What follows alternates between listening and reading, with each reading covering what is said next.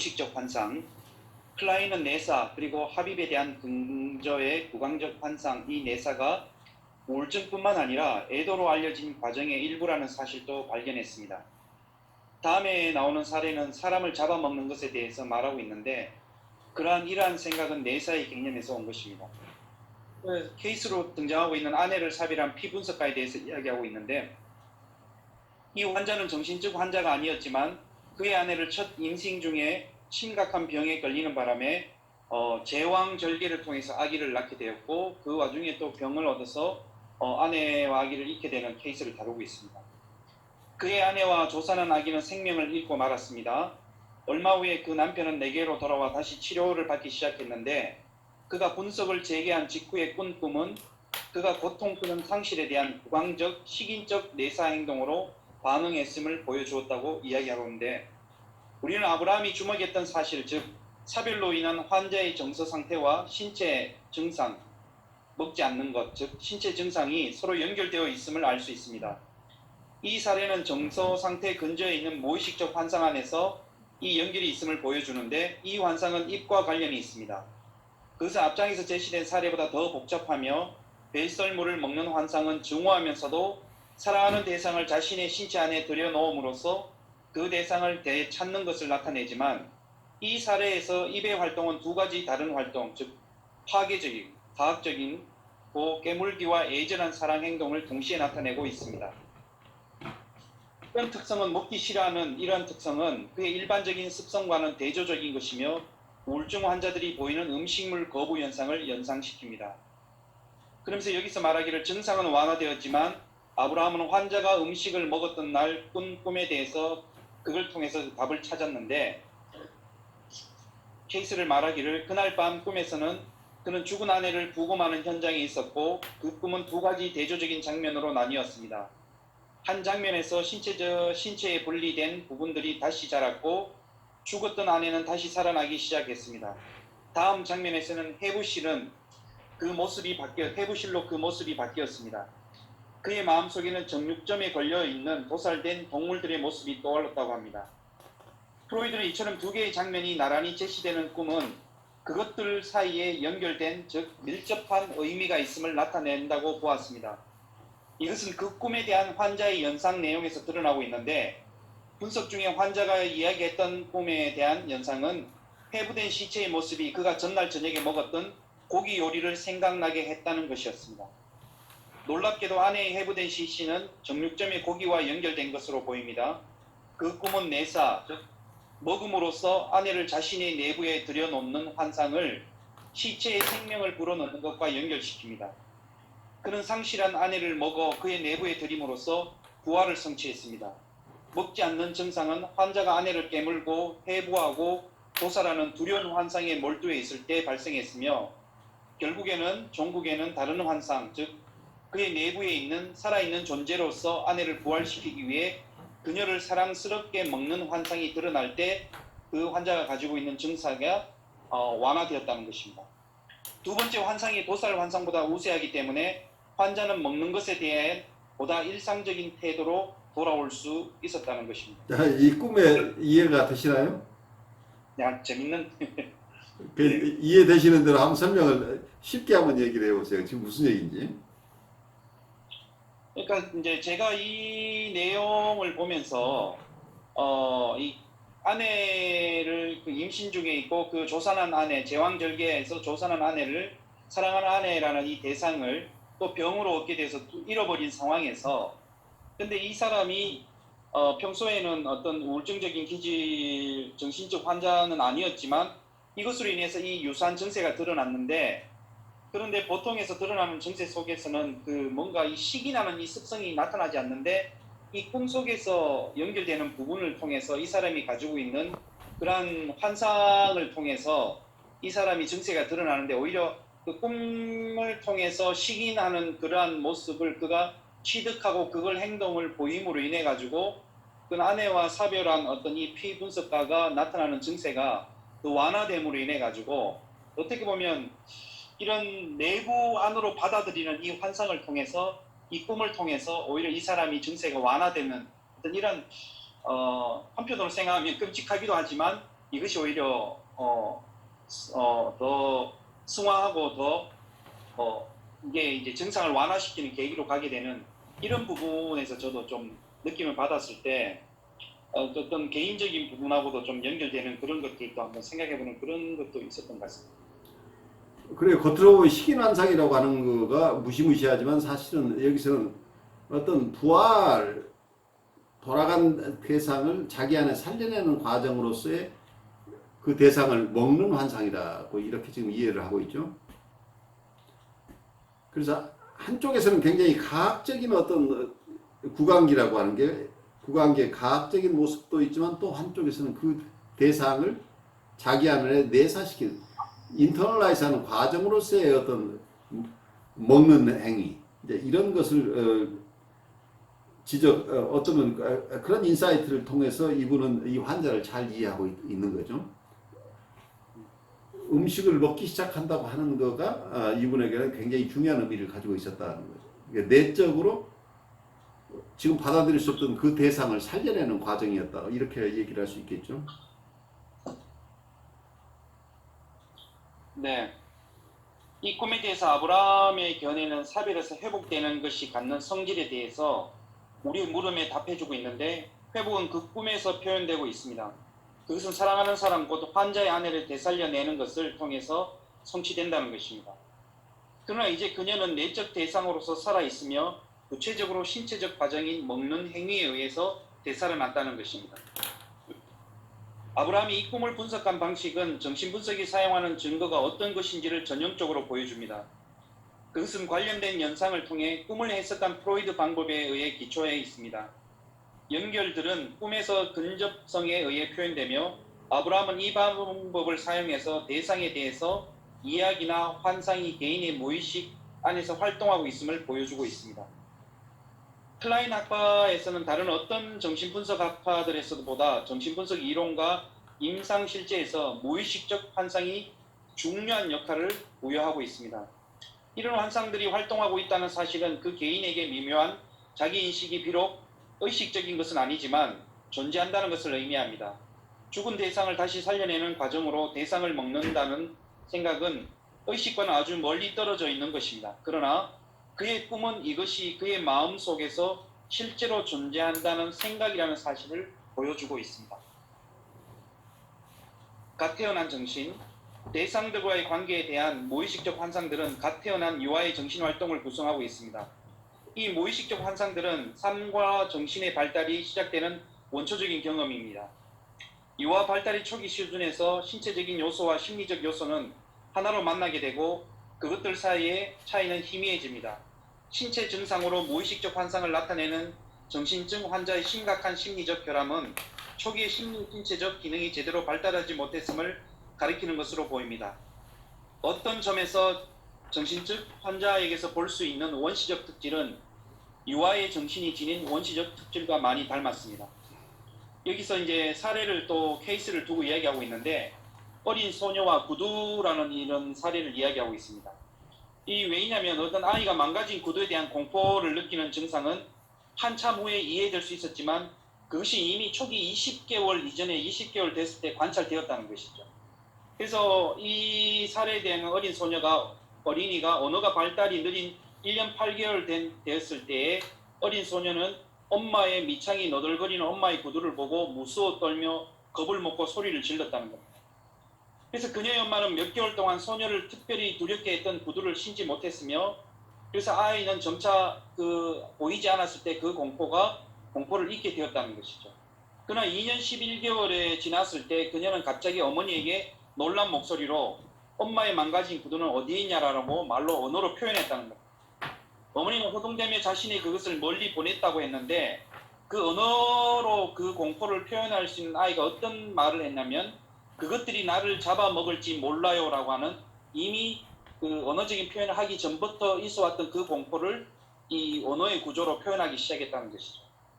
아이가 나중에 한 말은 공포증이 시작된 시기인 언어 이전 단계의 원칙적인 구강적인 환상을 보여주고 있으며 그 아이는 망가진 구두의 밑창을 위험한 입으로 보았습니다. 그것은 잡아먹히고 있다는 두려운 경험에 대한 기억이었고 나중에서야 그것을 언어로 표현할 수 있게 된 것입니다. 아이가 말하게 되자 그 공포는 마침내 언어적 사고에 의해 대체되었고 근저의 무의식적 환상은 전적으로 현실적으로 느껴지는 것에서부터 보다 고요하게 느껴지는 상징적 표현으로 바뀌게 되었습니다. 현실이 환상으로 바뀌는 이러한 변화는 유아의 발달에서 매우 중요한 발걸음을 나타내는 것입니다. 선생님. 수고하셨어요. 우선 지금 우리가 다룬 내용을 좀 잘 이해하기 위해서 그 부록 한번 우리 같이 읽으면 좋을 것 같아요. 최초의 대상 관계. 지금까지 설명한 내용을 우리가 이해하는데 이 내용이 상당히 중요한 도움을 줄 거예요. 최초의 대상 관계의 부록을 읽겠습니다. 정신은 대상과의 환상적 관계 단위들로 이루어진 구성물이라는 것이 클라인학파 정신분석적 사고의 근본적인 생각이다. 이것들은 많은 부분이 임상 자료를 통해 직접적으로 설명될 것이다. 그러나 그에 앞서 나는 이 이론적 발달을 요약적으로 진술해 보겠다.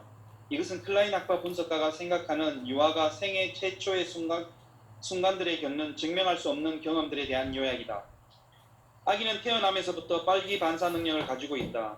아기의 볼에 엄마의 손가락이 닿으면 아기는 자신의 얼굴을 자극이 있는 쪽으로 돌린다. 그리고 아기의 입술은 빠는 운동을 시작한다. 이런 행동은 출생 직후부터 나타난다. 그것은 분명히 타고난 것이며 따라서 반사라는 명칭을 얻었다. 그러나 유아가 실제로 그 자극을 즉 볼에 닿은 접촉을 경험할 수 있는가? 근육과 입술의 활동이 유아를 자극한 것에 대한 경험이 형성할 수 있는가? 대체로 대부분의 사람들이 직관에 근거해서 유아는 반사작용의 구성 요소들을 어느 정도 경험한다고 믿는 경향이 있다. 이후의 삶에서 예컨대 허기를 느끼는 감각은 확실히 생물학적으로 미리 형성된 신체적 특성에서 비롯되는 것인 동시에 분명히 심리적인 경험들이다. 만일 우리가 출생 시부터 존재하는 유아의 경험 능력을 인정한다면 우리는 그 경험이 어느 정도 생물학적, 즉 타고난 뿌리를 가지고 있다는 사실을 인정해야 할 것이다. 따라서 생물학적 활동은 미리 형성된 심리적 의미와 함께 발생한다. 그리고 매우 초기 단계에 발생하는 것이라는 점에서 의미 있는 신체 활동의 측면에서 경험된다고 보는 것이 맞는 것 같다. 환상은 본능의 정신적 등가물이요 심리적 표현물이다. 무의식적인 환상들은 1차적으로 신체들에 관한 것이며 대상을 향한 본능적 목표들을 나타낸다. 우선 여기서 우리가 조금 보고할게요. 유아가 심적인 성질을 가지고 있느냐 하는 거 아까 거기에 아이는 태어날 때 어떤 능력을 가지고 태어나느냐. 프로이드의 얘기에 하면 어때요? 우리는 태어날 때 이드로 태어나잖아요.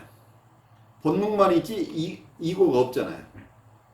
이고가 없다는 얘기는 이고나 셀프가 없다는 얘기는 우리는 어떤 능력도 가지고 태어난 게 아니라는 얘기예요. 그러니까 우리가 심리적인 실체가 아니라는 얘기예요. 그렇지만 멜라니 클라인에 이르러서는 우리는 원초적인 이고가 있다고 봐요. 처음에 태어날 때. 그래서 프로이드하고 달라요. 그래서 처음부터 불안을 느낄 수 있는 능력을 가지고 태어나고 팬터스를 할 수 있는 능력을 가지고 태어난다고 보기 때문에 우리의 심리적인 탄생을 어디로 보느냐는 굉장히 크리티컬한 얘기예요. 우리가 그래서 사람으로 태어났느냐 동물로 태어났느냐 차이잖아요. 우리가 처음부터 인격적인 존재로 태어났느냐, 우리는 그냥 본능만 본능만 가지고 있다가 본능에서 이고가 발달했다고 하는 프로이드적인 개념하고 처음부터 우리는 이고를 가지고 태어났다고 하는 건 굉장히 다르죠. 그래서 어떤 면에서는 보통 캐러노나이가 얘기하는 셀프는 이고 보통 프로이드가 얘기하는 이고 이드 슈퍼 이고 하는 이런 이론하고 전혀 다르죠. 거기서 셀프는 처음부터 타고났다고 봐요. 셀프는 우리는 처음 태어날 때부터 이미 셀프를 가지고 태어났다예요. 그 마찬가지로 멜라니 클라인도 우리는 제한된 범위 내에서 이고를 이미 가지고 태어났다고 보는 거죠. 그 부분에서 멜라니 클라인이 프로이디언이라고 하지만 굉장히 큰 차이가 있는 거죠. 태어나서부터 아이는 심리적인 존재로서 기능한다는 얘기죠. 클라인의 어떤 굉장한 큰 판타시들, 엄청난 공격성 이론이나 이런 것들이 가능한 이유는 처음 태어났을 때 이미 이고가 있었다고 하는 것 때문에 이게 가능한 얘기죠. 마가렛 말러의 발달 이론에 의하면 보통 9개월 때 유아의 심리적 탄생이 발생한다고 하는데 유아의 심리적 탄생이 완성되어 있는 시기는 보통 36개월, 3년쯤 돼야 완성된다고 보고 아주 유아의 심리적인 탄생이 시작돼요. 어쩌면 분리개별화가 시작된다고 하는 그 시점을 얘기를 하고 있지 않을까 싶은데 이때 힌셸우드가 설명하는 걸로 봤을 때 힌셸우드가 이해하는 마가렛 말러의 견해는 보통 9개월쯤부터 아이가 심리적인 탄생이 발생한다고 이렇게 이해를 하고 있어요. 그런 다른 학자들은 심리적인 탄생이 완성되는 시기를 보통 3년으로 본다. 이런 견해가 같은 마가렛 말러를 이해하는데 어느 쪽에서 보느냐의 차이이겠죠. 어쨌든 마가렛 말러의 이론은 결국은 프로이드 이론과 마찬가지죠. 처음부터 심리적인 존재가 아니라는 것을 전제로 하고 있죠. 그런데 여기서 데니엘 스톤이라는 분이 이분은 실제 초기의 심리적 경험을 중심으로 실험 심리학적인 입장에서 조사한 결과 아주 초기부터 초기에 이미 이고가 있다고 하는 쪽에 구체적인 어떤 증거를 제시해요. 그래서 이 이론은 아주 근원적인 이슈가 되죠. 우리가 처음부터 심리적인 존재로 그냥 생물학적인 존재로 태어났느냐, 생물학적인 존재라고 하는 것은 어떤 동물적인 존재로 태어나서 나중에 사람이 돼가는 것이냐, 아니면 처음부터 우리는 사람으로 태어났느냐죠. 그래서 이고나 셀프를 가지고 태어났느냐 아니냐고 하는 것은 굉장히 중요한 이슈가 된다고 이해하시고 계속해서 이 얘기를 좀 하죠. 네. 유아 심리적 가능성을 인정하지 않는 사람들에게 이러한 현상은 신비로 남아있을 것이다. 그러나 유아 심리적 가능성을 인정하는 사람들에게도 여전히 다른 커다란 신비들이 남아있다. 만일 유아가 빠른 행동에서 발생하는 어떤 것을 경험한다면 우리는 그것이 어떤 종류의 경험인가를 물어야 한다. 유아는 젖가슴이 실제로 무엇인지 또는 수유가 무엇을 위한 것인지 또는 빨기와 배고픔에서 무엇이 실제로 발생하는지 등에 대해서 성인이 생각하는 것처럼 생각할 수 없다. 그러나 만약 이런 것들이 경험된다면 그것들은 유아가 심리적으로 인식할 수 있는 특성을 가지고 있어야 한다. 그 특성들은 어떤 것들이며 우리가 어떻게 그런 경험들에 접근할 수 있는가? 수잔 아이작의 논문은 무의식적 환상의 특성을 정의하고 목록화하는 데 있어서 결정적인 논문이었다. 그녀의 논문 내용은 다음과 같이 요약될 수 있다. 첫 번째, 신체적 자극에서 생기는 본능은 심리적으로 대상과의 관계에 대한 무의식적 환상으로 표현된다. 두 번째, 무의식적 환상들은 주체, 의도를 지니고 있는 것으로 간주되는 대상, 주체가 대상이 지닌 의도에 근거해서 대상에게 어떤 것을 하고 싶어하는 관계 등을 포함하고 타고난 형태를 가지고 있다. 세 번째, 유아의 정신 안에는 몇 가지 타고난 원시적 구별 능력이 존재한다. A. 대상은 주체의 내부나 외부에 위치해 있다. B. 대상이 지닌 의도는 주체에게 악의적이거나 호의적으로 느껴진다. 네 번째, 자극되는 신체 감각, 예컨대 배고픔, 수유, 따뜻함과 추움, 방광의 가득 참이나 비워짐 등에 따라 구별되는 다른 대상들과 관계들이 구별된다. 이런 것들은 위의 사망 A와 B의 구별과 짝을 이루고 있음을 주목하라. 다섯 번째, 무의식적 환상들은 처음에 신체의 감각으로 경험되고 나중에는 유연하게 변할 수 있는 이미지들과 극적인 표상들, 그리고 결국에는 언어로 경험된다. 예컨대 위배기소로 마찰하는 데서 발생하는 배고픔이라든지 신체의 감각에 의해 공격받는 아기를 생각해보자. 이것은 가장 원시적인 형태에서 고통스러운 감각을 발생시키는 뱃속 어딘가에 있는 악의적 의도를 가진 나쁜 대상으로 나타날 것이다. 대상이 지니고 있다고 여겨지는 악의적인 의도는 유아를 두려움에 떨게 한다. 이것이 유아를 공포에 질리게 하는 것이다. 즉, 유아는 악의적인 의도를 지닌 어떤 것, 내면에 있는 악의적인 어떤 것에 의해 공격받는 것을 경험한다. 유아는 그런 경험들을 분명하게 표현할 수 없다. 그러나 성인은 공감을 통해 악한 것에 의해 시달리는 아이의 두려움을 느낄 수 있다. 그때 이것들은 조앤 리베르의 실감나는 설명에서 볼 수 있듯이 유아 자신의 두려운 감각, 경험을 마음속에서 불러내는 언어로 변형될 수 있다.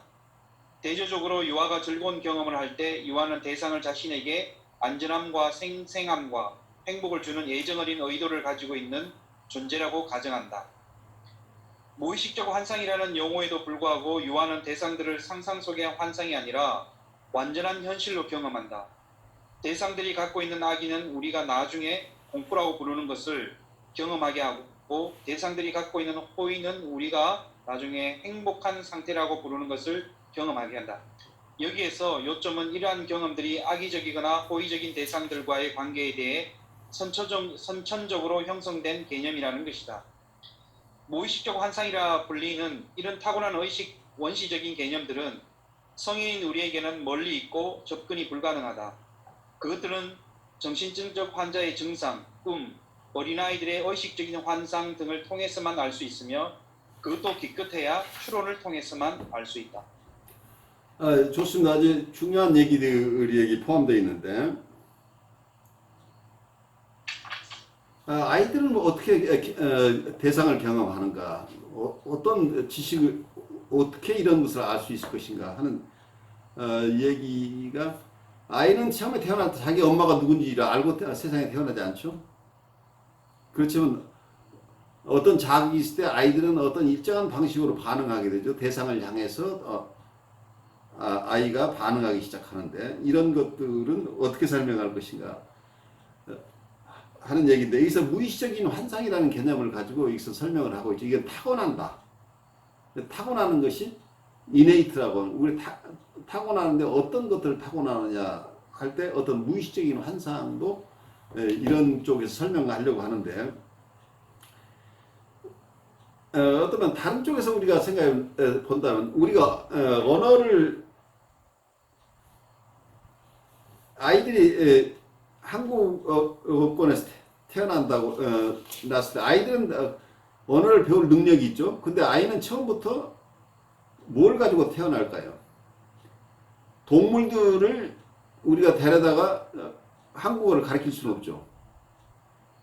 근데 사람인 경우에는 한국인 사회에 가 있으면 아이가 한국말을 하게 되고, 미국 사람 사이에 가 있으면 미국말을 하게 되죠. 그러니까 아이는 어떤 포텐셜을 타고 태어났다는 얘기죠. 이걸 어떻게 촘스키 얘기를 여러분이 들어서 알 수 있을 거예요. 언어학자인 촘스키가 Deep Structure of Language라는 용어를 썼어요. Deep Structure of Language, 그러니까 언어의 깊은 구조라고 할까요? Deep Structure, 그러니까 밑바닥에 있는 언어의 그냥 우리가 보통 쓰는 언어를 우리가 아이들이 한국말이나 미국말을 알고 태어나는 게 아니고, 언어를 인식할 수 있는 어떤 언어의 구조를 인식할 수 있는 어떤 능력을 가지고 태어났다는 얘기예요. 그래서 Deep Structure of Language라는 표현을 쓰는데, 멜라니 클라인을 이해하면서 어떤 면에서는 타머스 알덴이라는 정신분석학자는 사이클라지컬 딥 스트럭처라는 용어를 써요. 심리적인 깊은 구조, 딥 스트럭처라고 하는데, 여기에 어떤 이 판타시도 어떤 그런 쪽에서 이해를 할 수 있겠죠. 우리가 어떤 구체적인 판타시를 가지고 태어나는 건 아닌데, 아이들은 어떤 페인풀한 경우에는 나쁜 대상하고 관계를 해서 판타시가 생겨나죠. 아니, 포근한 환경에 있을 때는 아주 좋은 대상과의 어떤 판타시가 생겨난다는 거예요. 이런 판타시를 가질 수 있는 어떤 딥 스트럭처를 가지고 태어난다고 우리가 얘기할 수 있겠죠. 그래서 아이가 태어났을 때 프로이드식으로 우리는 이드만 가지고 태어나는 게 아니고, 처음부터 어떤 이고를 가지고 이고나 셀프를 가지고 태어난다고 이렇게 볼 수 있는데, 그렇다면 이고나 셀프가 타고나는 것은 어떤 것이냐 할 때 그 타고나는 것을 설명하면서 어쩌면 여기서는 무의식적인 환상이라는 개념도 이런 타고난 이네이트한 부분과 우리가 태어나면서 가지고 태어나는 어떤 것들이라고 하는 거죠. 이제 이런 부분은 또 다른 쪽에서 본다면 인스팅트 티어리하고도 맞물려 돌아가는 거죠. 우리는 데스 인스팅트를 가지고 태어난다고 하는 것, 어떤 라이프 인스팅트하고 데스 인스팅트 이론을 멜라니 클라인 이론 배경으로 하고 있죠. 이런 인스팅트도 타고나지만 또 이런 본능만 타고나는 게 아니고 이고 자체도 처음부터 어떤 불안을 느낄 수 있는 능력, 어떤 이런 판타시, 무의식적인 판타시를 아이는 처음부터 어린아이가 이런 판타시를 하게 된다. 그러니까 무의식적인 판타시라고 한다면 어떤 면에서는 다른 쪽에서 얘기하는 무의식적인 어린아이 방식의 생각이죠. 판타시입니다. 어린아이가 그런 능력이 있다는 얘기죠. 어떤 멜라니 클라인 우리가 공부하는데 아주 초기에 가장 기본적인 얘기들을 오늘 좀 하고 있는 거죠.